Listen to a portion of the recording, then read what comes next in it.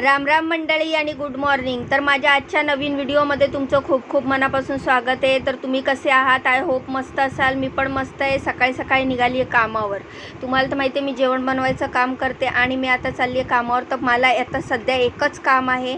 तर पहिल्या कामावर पोहोचले आणि तिथे सगळ्यात आधी गेल्यावर मी नाश्त्यासाठी पोहे बनवले।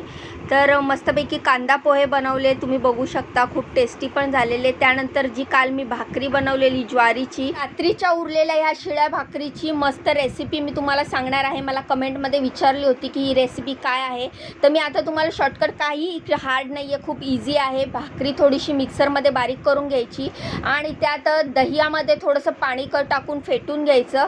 ते दही त्याच्यामध्ये टाकायची, साखर टाकायची, मीठ टाकायचं आणि फोडणी तयार करायची। फोडणीमध्ये जिरं, मोहरी, बारीक चिरलेली मिरची आणि शेंगदाणे हे फोडणीमध्ये टाकून घ्यायचे आणि ही फोडणी ह्याच्यामध्ये टाकायची, कोथिंबीर टाकायची की ही रेसिपी तयार आणि खूप टेस्टी लागते।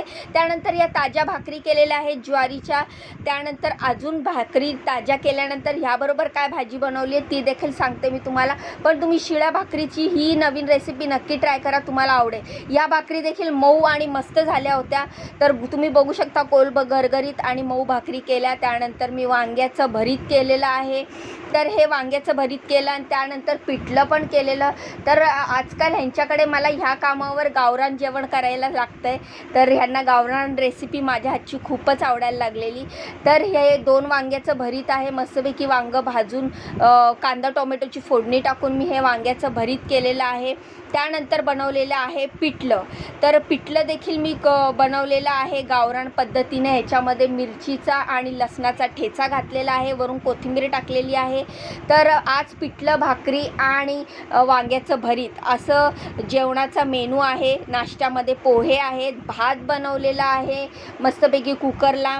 त्यानंतर सगळं जेवण झालेलं आहे। स्वयंपाक सगळ्यात बनवलेला झाकून ठेवलेला आहे, तुम्ही बघू शकता। दूध देखील थंड झालेलं आहे, मी दूध पण तापवलेलं होतं। सगळं जेवण झाकून ठेवलं आहे। आता गॅसचं मेन नॉब बंद करून मी घरी जाणार आहे, कारण सध्या माझ्याकडे एकच काम आहे। लवकरच मला भेटेल दुसरं काम, तर तोपर्यंत तर एका कामासाठी तर यायलाच लागतं ना। तर गॅसचं मेन नॉब बंद करून मी आता घरी आली आहे आणि घरी आल्यानंतर मी काय बनवणार आहे, घरी देखील एक स्पेशल डिश बनवणार आहे। तर तुम्हाला ती पुढे व्हिडिओत बघायला मिळेल। तर बघू शकता तुम्ही, ह्याचा मी मोठा व्हिडिओ टाकलेला आहे चॅनलवर।